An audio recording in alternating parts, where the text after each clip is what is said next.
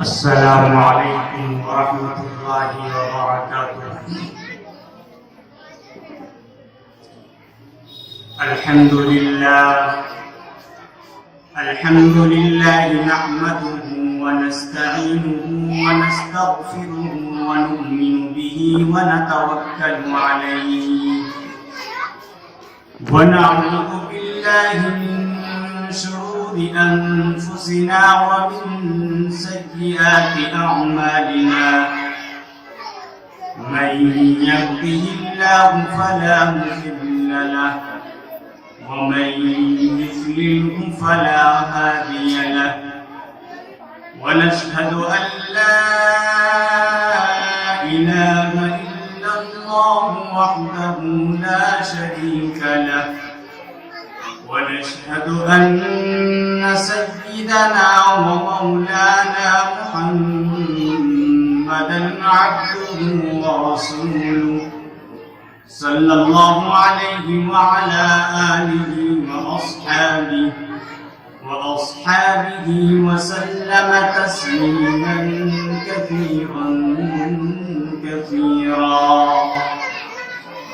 أما بعد فأعوذ بالله من الشيطان الرجيم بسم الله الرحمن الرحيم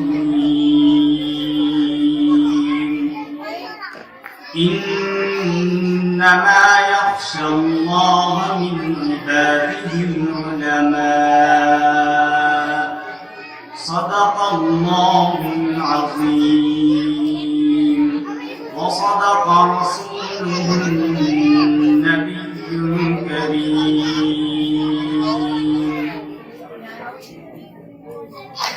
شب گریزا ہوگی آخر جلوے خورشید سے، شب گریزا ہوگی آخر جلوے خورشید سے، شب گریزا ہوگی آخر جلوے خورشید سے، یہ چمن معمور ہوگا نغمے توحید سے، یہ چمن معمور ہوگا نغمے توحید سے۔ میرے محترم اور اسٹیج پر تشریف فرما حضرت اقدس قاری محمد کامل صاحب دامت برکاتہم العالیہ، اور اسی طریقے سے اسٹیج کی رونق قاری محمد مجیب الرحمن صاحب دامت برکاتہم العالیہ اور دیگر علماء کرام اسٹیج پر تشریف فرما ہے۔ میرے نوجوان بھائی اور بزرگوں، آپ کو معلوم ہے کہ آپ کے مدرسے کا یہ سالانہ اجلاس رات سے چل رہا ہے۔ مدرسہ خادم الاسلام کا سالانہ اجلاس یہ رات سے چل رہا ہے، اور دوسری نشست باضابطہ طور پر شروع ہو چکی ہے۔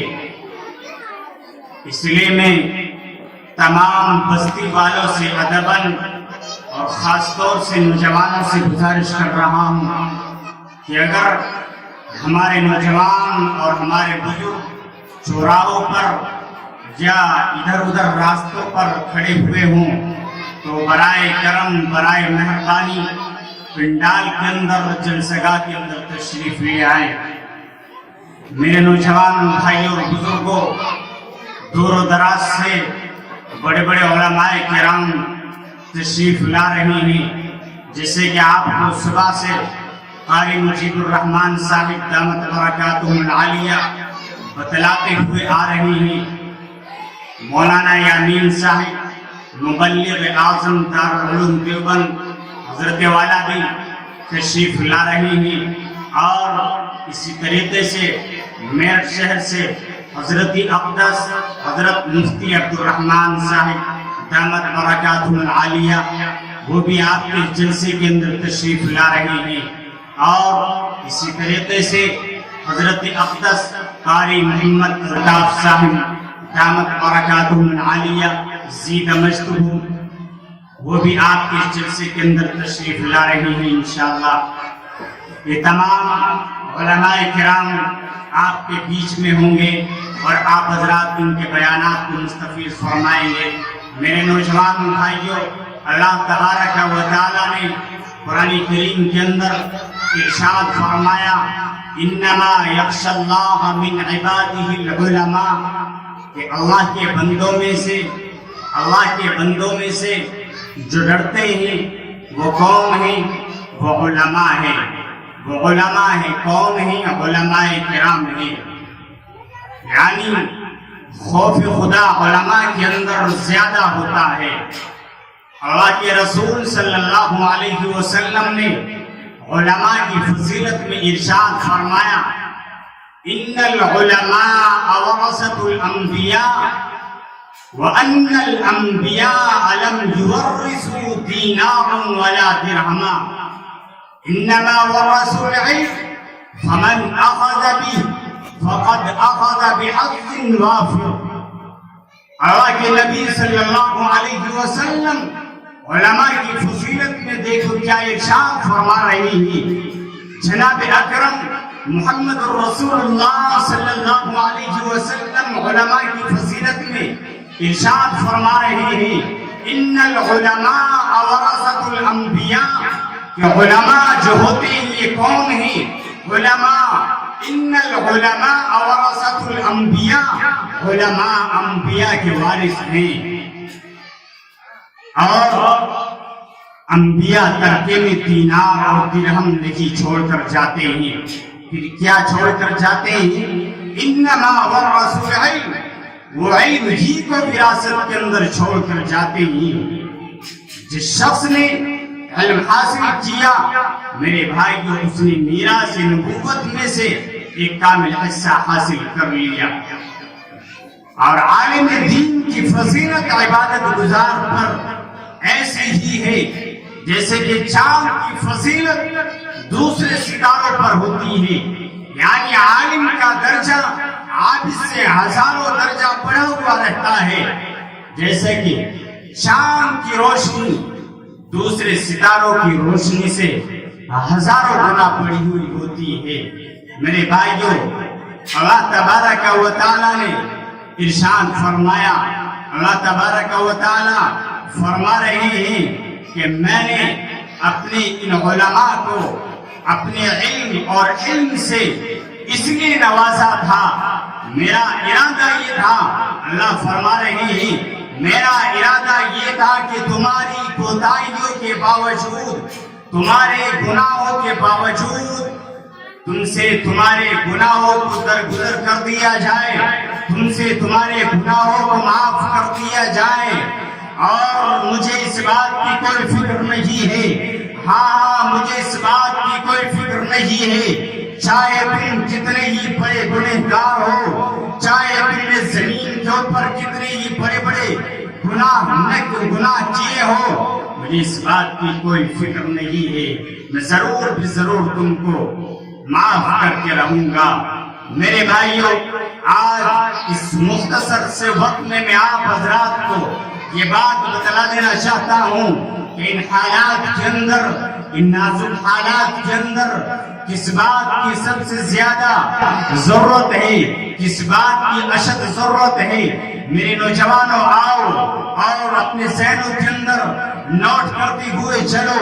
میرے بھائیوں، بات مختصر سی بتلانی ہے کہ آج ہمیں پروردگار عالم سے ہر وقت کے اندر، ہر وقت، ہر لمحہ اور ہر قدم پر ڈرتے رہنے کی ضرورت ہے، کیونکہ آج ہم لوگ اس کی اطاعت و فرما برداری کے بجائے ایک بدعت و خرافات کا سبب بنتے جا رہے ہیں۔ وہ کس طرح بدعت و خرافات کا سبب بنتے جا رہے ہیں، آج ذہنوں کے اندر بٹھا کر کے چلو۔ میرے بھائیوں، اس طرح سے ہم بدعت و خرافات کا سبب بنتے جا رہے ہیں، نہ خود ہم مکمل طور پر دین کے راستے پر آ رہے ہیں اور نہ مکمل طور پر دوسروں کے لیے یہ سچا راستہ اختیار کرنے کی راہ ہموار کر رہے ہیں۔ ہاں، بلکہ جو دین قرآن و موجود ہے۔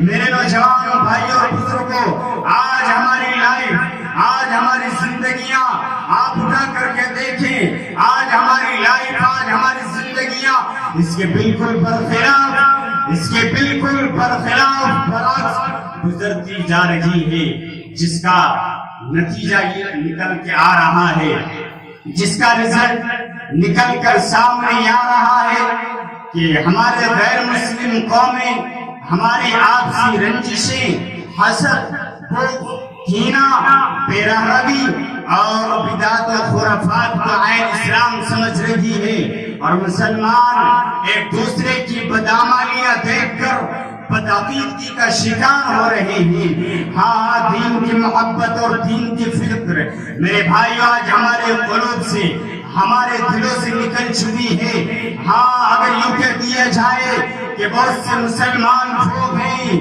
جنہوں نے اسلامی تعلیمات کو مکمل طور پر ابھی تک جانا ہی نہیں ہے، ہاں صرف وہ اپنے آباء و اجداد کے مسلمان ہونے کی وجہ سے وہ اپنے آپ کو مسلمان گردانتے ہیں، وہ آج اپنے آپ کو مسلمان کہتے ہیں۔ ذرا سوچو تو صحیح کہ آج ہمارے اوپر حالات کس طرح کے آ رہے ہیں، آج ہمارے اوپر حالات کیوں آ رہے ہیں؟ میرے بھائیو، آج ہمارا سود لینا، آج ہمارا رشوت لینا، جھوٹ بولنا، شراب نوشی کرنا، چغل خوری کرنا، ہمارے نوجوان کو دیکھو آج کل شراب نوشی کے اندر اتنا منہمک ہے، اتنا مشغول ہوتا جا رہا ہے، اس کو کچھ پتا نہیں ہے، اس کو سوشل میڈیا کے علاوہ وہ کچھ اور نہیں جانتا ہے کہ آج کیا ہماری اسلامی تعلیمات آخر کیا ہے۔ جناب محمد رسول اللہ صلی اللہ علیہ وسلم نے ہم کو اور دور کے اندر کیا طریقہ بدلا کر گئے ہیں۔ میرے بھائیو، خاص طور سے ہمارا نوجوان ان تمام تعلیمات سے دور ہوتا جا رہا ہے، اور نوجوان کو یہ معلوم ہے دنیا کی باتیں ان سے پوچھ لی جائیں تو 2 منٹوں کے اندر دنیا کی تمام باتیں آپ رات کے سامنے پیش کر دیں گے، لیکن اگر ان سے یہ پوچھ لیا جائے کسی ایک نوجوان سے بھی وہ نماز سن لی جائے تو وہ نماز نہیں سنا پائے گا، اور نہ وہ پہلے کلمے کا ترجمہ سنا پائے گا۔ اور اگر اس نوجوان سے پوچھ لیا جائے کہ نوجوان بتاؤ اسوہ رسول پر عمل کرنے کی کیا برکت ہوتی ہے، تو نہیں بتلا پائے گا۔ کیوں؟ اس لیے کہ آج کا ہمارا نوجوان طبقہ ان مدارس اسلامیہ سے اور ان علماء کرام سے دور ہوتا جا رہا ہے، تو بلاخر ان کو ان تمام باتوں کا کیا پتہ چلے۔ میرے بھائیو، آؤ میں آپ کو بتلاتا چلوں، مختصر طور پر صرف آپ کو بتلاتا چلوں کہ اسوہ رسول پر عمل کرنے کی کیا برکت ہوتی ہے۔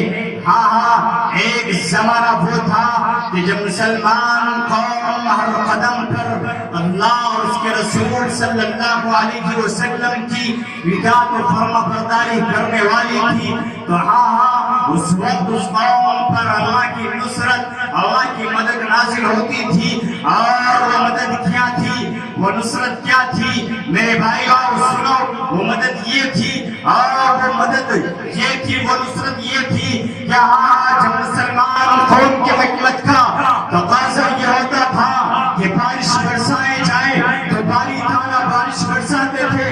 جب مسلمان قوم کا فائدہ اس بات کے اندر ہوتا تھا کہ آندھی اور طوفان لایا جائے تو نوجوانوں یہ تمام کی تمام چیزیں لائی جاتی تھی۔ اٹھائیے چنانچہ جنگ بدر، جنگ احد اور غزوہ خندق وغیرہ کے موقع پر یہ تمام کی تمام مثالیں موجود ہیں، لیکن آج مسلمان کہلانے والے اس قوم کے ساتھ اللہ کا معاملہ دوسرا ہے۔ میرے نوجوانوں بتاؤ زور سے بول کر اس کی وجہ کیا ہے؟ اس کی وجہ صرف ہم ہیں اور ہماری بدعمالیاں ہیں، ہم ہیں اور ہماری بدعمالیاں ہیں، جس کی وجہ سے آج ہمارے سامنے حالات آ رہے ہیں۔ آج ہم نے جناب محمد الرسول اللہ صلی اللہ علیہ وسلم کی ایک ایک سنت کو بالکل پسے پشت ڈال دیا ہے، ایک ایک سنت کو بالکل ہم نے چھوڑ دیا ہے۔ میرے بھائیوں، حضور صلی اللہ علیہ وسلم سے ایسی محبت ہونی چاہیے۔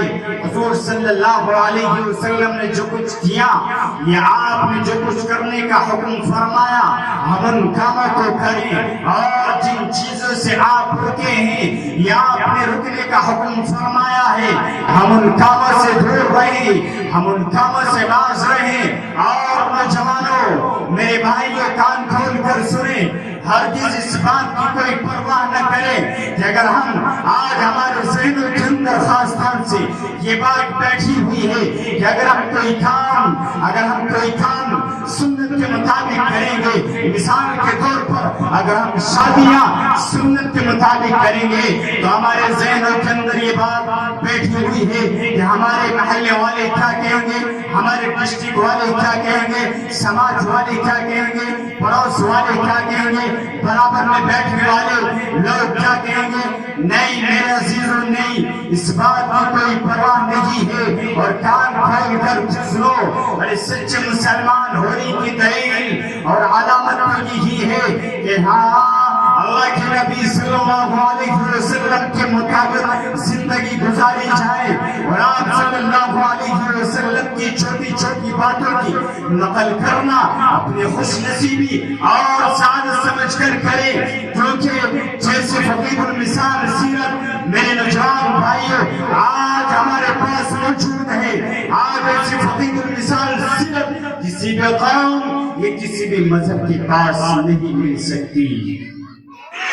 بلاتی ہے مگر جانے کا نہیں۔ اس لیے نوجوان بھائی اور بزرگوں، اس لیے ہم مسلمانوں کو اس پر مر مٹ جانا چاہیے، اور عملی طور پر اس کو اپنی زندگیوں کے اندر پیش کرنا چاہیے۔ لوگ جب ہماری کتابوں میں ہمارے نبی کا اسوہ پڑھتے ہیں اور وہ خوش ہونے پر مجبور ہو جاتے ہیں، اور وہ کہنے پر مجبور کر دیتے ہیں کہ ہاں مسلمانوں کے پاس ایک بہترین لائحہ عمل ہے، ان کے پاس ایک اعتدال پسند نبی کی مکمل سیرت موجود ہے، لیکن جب وہ ہمارے عملی زندگی دیکھتے ہیں تو ہم سے بدزن ہو جاتے ہیں، اور جب وہ ہماری طباعی حال سیرت کو پڑھتے اور دیکھتے ہیں تو ہم سے نفرتیں کرتے ہیں، کیونکہ وہ اپنے مسلمان پڑوسیوں کو ان کے گھروں ان کے محلوں میں دن رات دیکھتے اور برتتے رہتے ہیں، بازاروں میں ان کے ہاتھ سودا خرید و فروخت کرتے رہتے ہیں، ٹھیک اسی طرح اسکول اور کالجوں میں اس طرح ریلوے اسٹیشنوں پر روزانہ غیر مسلموں اور مسلمانوں کا ساتھ ہوتا رہتا ہے۔ میرے نوجوان بھائی اور بزرگوں، آج ہم ذرا سوچو تو صحیح، ہم سنجیدگی اور متانت کے ساتھ سوچیں کہ آج ہمارے چہروں پر داڑیاں تک نہیں، آج ہمارا لباس شریعت کے مطابق نہیں ہے، آج ہماری انفرادی، آج ہماری زندگی کے اندر کوئی عمل مکمل طور پر نہیں آ رہا ہے۔ آج مدارس اسلامیہ کو دیکھا جائے تو یہ مدارس اسلامیہ ہماری نوجوان نسلوں سے خالی ہو رہے ہیں، اور اگر مساجد کی طرف نظر اٹھا کر دیکھ لیا جائے تو یہ مساجد بھی خالی نظر آ رہی ہے۔ میرے بھائی، ہو کیا رہا ہے؟ آج ہمارے دل و دماغ پر شیطانیت کا ایک بھوت سوار ہو چکا ہے، جس کا نتیجہ نکل کر سامنے آتا ہے کہ آج علماء و صلحاء سے شب و روز بدگمانیاں بڑھتی جا رہی ہے۔ میرے بھائیوں، میرے دوستوں، اس وقت ملت پیاسی ہے، اس وقت قوم پیاسی ہے۔ ہاں وہ چاہتی ہے کہ ہمیں کوئی ایسا بے حیات مل جائے جو ہمارے روح کی پیاس کو بجھا دے، خاندانی اور نسلی تعصب کو مٹا کر رکھ دے، چین سکون اور راحت و آرام کی باد بہاری ہمارے اندر لے کر آ جائے، اور چین سکون ہمارے اندر لے کر آ جائے۔ میرے بھائیو اس وقت ہمیں ضرورت ہے کہ ہم جناب محمد رسول اللہ صلی اللہ علیہ وسلم کے طریقے کو اپنی لائف کے اندر داخل کریں، اپنی زندگی کے اندر داخل کریں۔ میرے بھائیو دیکھو جناب محمد رسول اللہ صلی اللہ علیہ وسلم پر صحابہ کرام اپنی جانوں کو بھی نشاور کر دیا کرتے تھے، اپنی مالوں کو بھی قربان کر دیا کرتے تھے۔ دیکھو حضرت صدیق اکبر جس وقت لات و عزا کی پجاریوں نے اللہ کے لاڈلے نبی جناب رحمت للعالمین کو ہجرت کرنے پر مجبور کر دیا تھا، تو آپ صلی اللہ علیہ وسلم شب کی تاریکی میں، رات کی تاریکی میں اپنے ساتھی، اپنے یار حضرت ابوبکر صدیق رضی اللہ تعالیٰ عنہ کو ساتھ لے کر اپنے محبوب وطن مکہ المکرمہ کی سرزمین سے کوچ فرما رہے ہیں۔ ہاں رات کا بھیانک وقت تھا، راستہ تاریک تھا، زمین پتھریلی تھی۔ میرے نوجوانوں جب آپ چلتے تھے تو آپ کے قدم مبارک کو نوکیلے پتھر سے چوٹ لگتی تھی، اور آپ کو سخت تکلیف محسوس ہوتی تھی۔ یہ دیکھ کر عاشق رسول حضرت ابوبکر صدیق رضی اللہ تعالیٰ عنہ کا کلیجہ پھٹ پڑتا ہے۔ بےتاب ہو کر آپ کو اپنے کندھے پر بٹھا لیتے ہیں، اور جب غار سور تک پہنچے اور آپ نے وہاں پر ٹھہرنے کا ارادہ ظاہر فرمایا تو ابوبکر نے فرمایا اے اللہ کے نبی صلی اللہ علیہ وسلم ذرا آپ رکیے، آپ یہاں پر رکیے تاکہ میں اندر جا کر ان تمام چیزوں کو صاف کر آؤ۔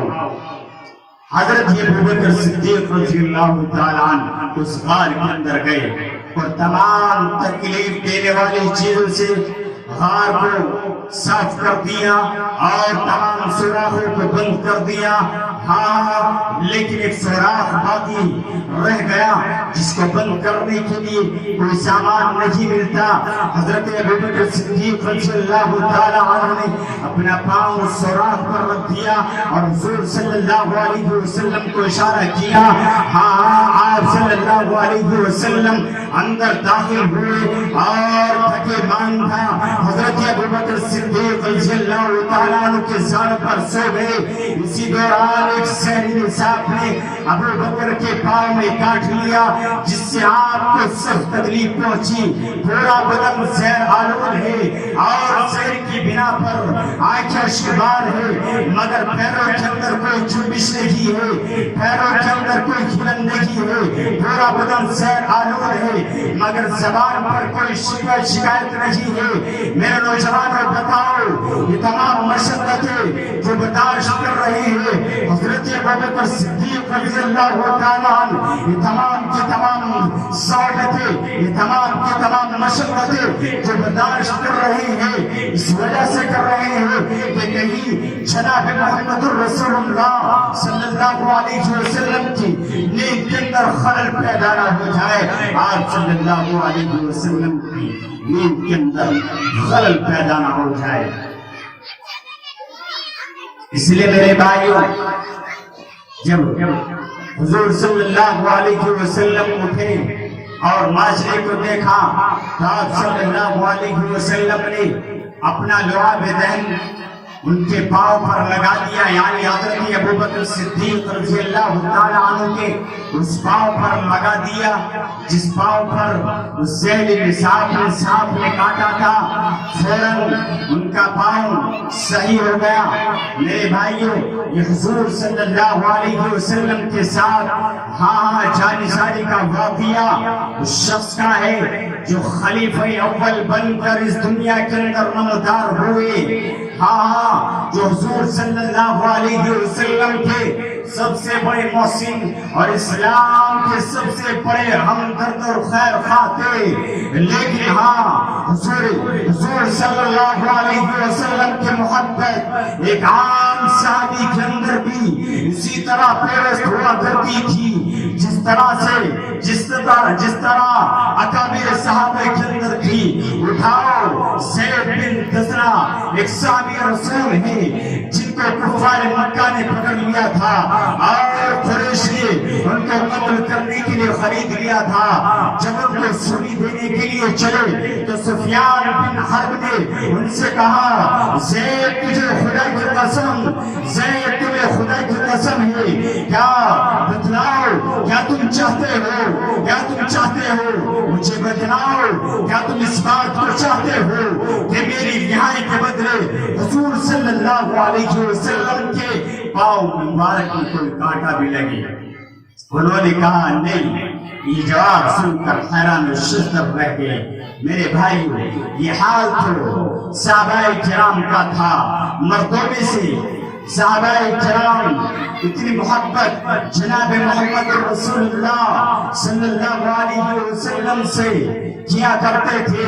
ٹھیک اسی طرح عورتیں بھی جناب محمد رسول اللہ صلی اللہ علیہ وسلم سے محبت کیا کرتی تھی. ہاں، جس عورت نے ایک مرتبہ بھی کلمہ شہادت کا اقرار کر لیا تو حضور صلی اللہ علیہ وسلم کی سچی دیوانی بن جایا کرتی تھی. اٹھائیے، مدینہ منورہ کے اندر جب جنگ احد کی لڑائی شروع ہوئی تو مدینے سے 3 میل کے فاصلے پر احد کا پہاڑ ہے، لڑائی ہو رہی ہے. حضور صلی اللہ علیہ وسلم جنگ کے اندر شریک ہے. مدینے کے اندر یہ بات مشہور ہو جاتی ہے کہ حضور صلی اللہ علیہ وسلم شہید ہو گئے ہیں، لیکن یہ خبر غلط تھی. میرے بھائیوں، جب یہ خبر مشہور ہوئی تو بنو دینار کی 90 سال کی ایک بوڑھی عورت جس کے باپ بھائی اور شوہر جنگ کے اندر شریک تھے، وہ بوڑھی عورت لاٹھی پیٹتی پیٹتی مدینے سے باہر نکل رہی ہے. ہاں، کسی نے اس عورت کے کان میں جا کر کہا اے اماں جان بتلاؤ کیا تمہارا بھائی میدان جنگ کے اندر شہید ہو گیا ہے؟ لیکن وہ عورت اسی طرح چلی جا رہی ہے. اس کے بعد کسی نے اس کے باپ کی شہادت کی خبر دی، لیکن وہ اسی طرح چلی جا رہی ہے. وہ اماں جان اسی طرح چلی جا رہی ہے. پھر تیسری مرتبہ اس کے شوہر کی شہادت کی خبر ملی. کہنے لگی حضور صلی اللہ علیہ وسلم کیسے ہیں؟ جواب ملتا ہے اماں جان حضور صلی اللہ علیہ وسلم صحیح سلامت ہے. اس اماں جان نے کہا چل کر دکھاؤ مجھ کو صورت کملی والے کی، ان تاریک آنکھوں کو ضرورت ہے اجالے کی. اور اس کے بعد کہا کل مصیبت بعدک جلل یا رسول اللہ، اے اللہ کے نبی صلی اللہ علیہ وسلم، آپ کے بعد ساری مصیبتیں میرے لیے ہیج ہے. میں بھی، باپ بھی، شوہر بھی اور برادر بھی فدا. اے شہیدی، تیرے ہوتے ہوئے کیا چیز ہے ہم. میرے نوجوان بھائیوں اور بزرگوں، بخاری شریف کی مشہور حدیث ہے. بخاری شریف مولویت کے آخری کورس میں پڑھائی جاتی ہے. جناب محمد رسول اللہ صلی اللہ علیہ وسلم نے ارشاد فرمایا لا یؤمن احدکم حتی اکون احب الیہ من والدہ وولدہ والناس اجمعین. یہ تم میں سے کوئی شخص اس وقت تک کامل مومن نہیں ہو سکتا کب تک؟ جب تک کہ میں اس کے نزدیک اس کے والدین، اس کی اولاد اور تمام لوگوں سے زیادہ محبوب میں بن جاؤں. نوجوانوں دیکھو آگے کا جملہ کیا ہے. حضور صلی اللہ علیہ وسلم کا یہ فرمان تھا اور تمام صحابہ اس پر عمل پیرا تھے. نبی کا یہ فرمان تھا اور تمام صحابہ اس کے عاشق تھے. حضور صلی اللہ علیہ وسلم کا یہ ارشاد تھا، حضور صلی اللہ علیہ وسلم کا یہ قول تھا. ہاں جو ایک ساتھ بھی پیغمبر کی زندگی کے اندر اس طرح سے رچڑ بس گیا تھا کہ خدا کی قسم اگر صحابہ کرام کی شکل میں یہاں شمالی نبوت موجود نہ ہوتے تو آج ہمیں تو یاد رکھنا آج ہمیں حدیث کا مفہوم سمجھانے والا کوئی نہ ہوتا. اٹھاؤ صلح حدیبیہ کے موقع کو میرے بھائیوں اور نوجوانوں, صلح حدیبیہ کے موقع پر کفار مکہ نے حضرت بن مسعود ثقفی کو اپنے ایلچی بنا کر بھیجا تھا, اپنا کمانڈری جنس بنا کر بھیجا تھا. کیوں بھیجا تھا کمانڈری جنس بنا کر؟ اس وجہ سے بھیجا تھا تاکہ وہ مسلمانوں کا سروے کرے, مسلمانوں کے حالات کا معائنہ کرے اور آنے کے بعد قوم کو اس کی تفصیلی رپورٹ پیش کرے. اس نے قوم کو واپس آنے کے بعد جو بیان کیا میرے بھائیوں, داستان عقیدت و محبت میں اس کی کوئی مثال نہیں ملتی. اس نے آ کر کہا, اس نے حالات کا معائنہ کرنے کے بعد قوم کو جو بتلایا, قوم کو آنے کے بعد جو سمجھایا, اس نے کہا کہ میری قوم کے لوگوں سنو, ہاں میں نے کیسر و کسریٰ کا دربار دیکھا ہے, نجاشی کا دربار دیکھا ہے, ہاں آگے بڑھ کر اور بھی بڑے بڑے بادشاہوں کا دربار دیکھا ہے, ہاں مگر خدا کی قسم, مگر اللہ کی قسم اصحاب محمد جو تعظیم محمد صلی اللہ علیہ وسلم کی کرتے ہیں, وہ تعظیم و عزت آج تک میں نے کسی کے دربار کے اندر نہیں دیکھی. انہوں نے کہا بتلاؤ وہ تعظیم کیا تھی, وہ عزت کیا تھی. انہوں نے سمجھایا, انہوں نے بتلایا کہ محمد صلی اللہ علیہ وسلم جو وضو کرتے ہیں تو ان کے ساتھی بچے ہوئے پانی کو لینے کے لیے دوڑتے ہیں. جب آپ صلی اللہ علیہ وسلم کچھ بولتے ہیں, کچھ ارشاد فرماتے ہیں تو سب چپ چاپ خاموش بیٹھے رہتے ہیں. ہاں عظمت کی وجہ سے کوئی محمد کی جانب نگاہ اٹھا کر نہیں دیکھ سکتا تھا. نوجوانوں سیکھو سبق, اللہ اکبر کبیرہ, یہ ادب تھا حضور صلی اللہ علیہ وسلم کا, یہ عظمت تھی رسول کی, اور یہ احترام اور یہ الفت و محبت اور یہ تقریب پیروی زندگی کے ہر گوشے میں, زندگی کے ہر میدان میں اور ہر گوشے میں اور ہر کونے میں پائی جاتی تھی. چاہے وہ جنگ کا میدان ہو, چاہے وہ صلح کا میدان ہو, ہاں چاہے وہ فلاحی کا میدان ہو, چاہے وہ خوشی کا میدان ہو, چاہے وہ غمی کا میدان ہو, ہاں کبھی بھی صحابہ کرام نے بنی اسرائیل کی طرح اذهب انت وربك فقاتلا انا هاهنا قاعدون کا جواب نہیں دیا. صحابہ نے عیسائی قوم کی طرح اپنی پیغمبر کو مصیبت کے بھیٹ چڑھا کر کبھی قدم پیچھے نہیں ہٹایا. ہاں بلکہ سرکار دو عالم صلی اللہ علیہ وسلم کے پسینے پر سینکڑوں جانے قربان ہونے کے لیے ہر وقت تیار رہا کرتی تھی. اس لیے میرے نوجوانوں, اسی لیے انگلینڈ کا سب سے بڑا مؤرخ, تاریخ لکھنے والا سب سے بڑا مؤرخ کار فری ہینگز اپنی کتاب اپالوجی فار محمد کے اندر لکھتا ہے. وہ کیا لکھتا ہے؟ عیسائی اس کو یاد رکھیے تو اچھا ہوگا کہ محمد صلی اللہ علیہ وسلم کے پیغام نے وہ نشہ آپ کے متبعین میں پیدا کر دیا تھا جس کو عیسیٰ کے ابتدائی متبعین کے اندر تلاش کرنا محسود ہے, بے فائدہ ہے. جب عیسیٰ کو سولی پر لے گئے تو ان کے متبعین بھاگ گئے, ان کے متبعین ان کو چھوڑ کر بھاگ گئے اور فرار ہو گئے. ان کا دینی نشہ جاتا رہا اور اپنے مقتدا کو موت کے پنجے میں چھوڑ کر بھاگ گئے, فرار ہو گئے. بات اس کے محمد صلی اللہ علیہ وسلم کے دیوانے یہ صحابہ کرام ہر وقت جناب محمد الرسول اللہ صلی اللہ علیہ وسلم کا ساتھ دیا کرتے تھے.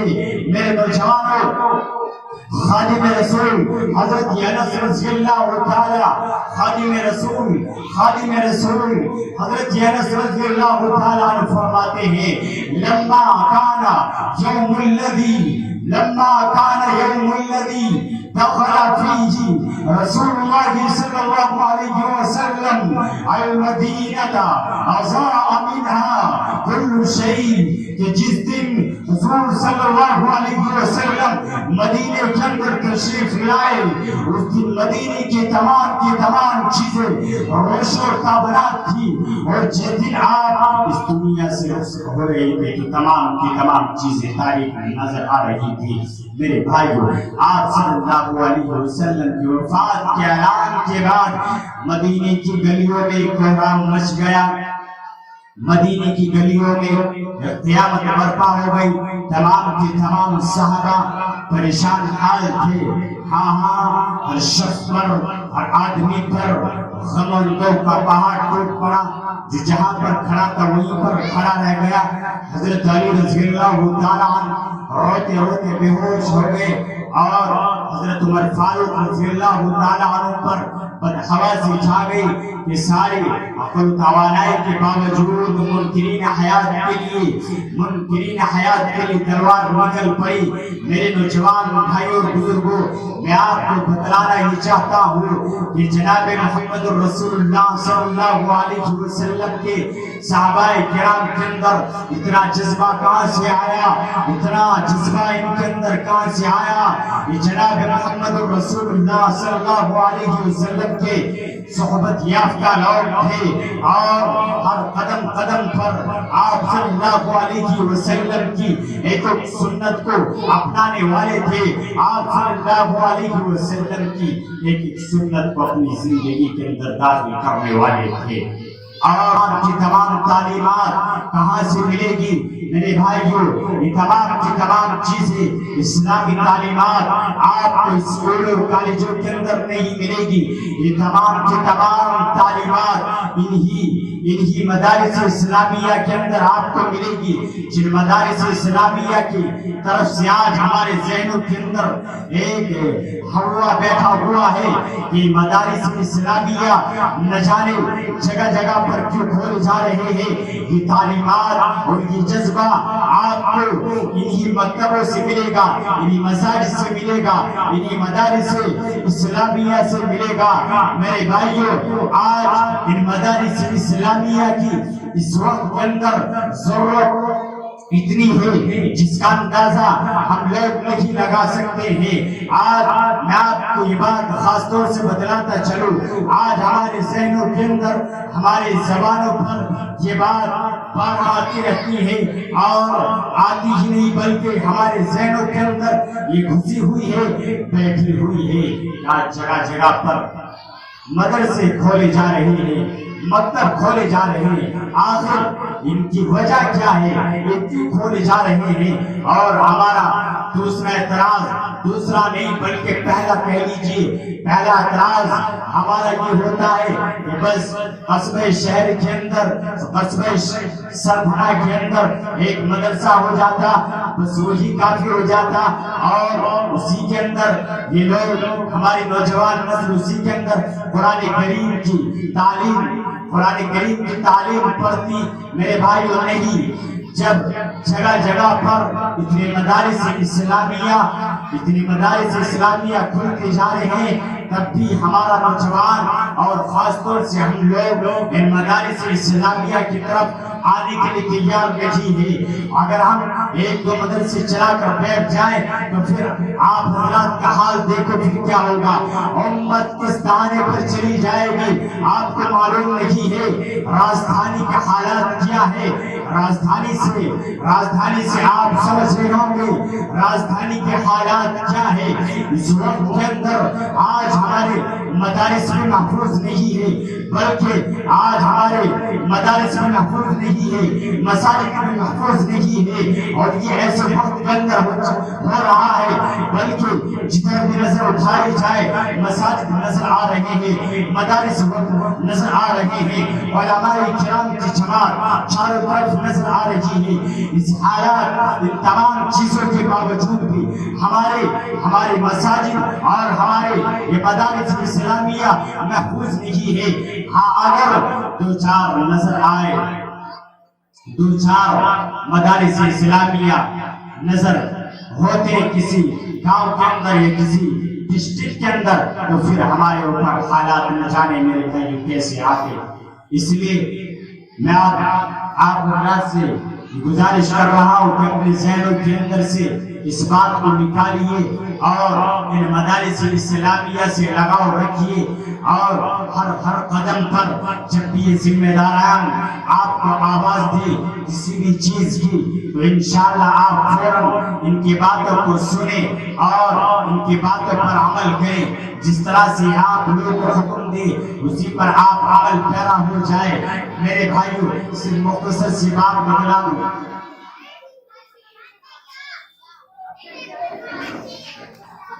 میرے بھائیوں ان مدارس اسلامیہ کا اصل مقصد یہ ہے آپ حضرات کم سے کم ایک دو بات یاد رکھ کر یہاں سے یاد رکھ کر جائیں.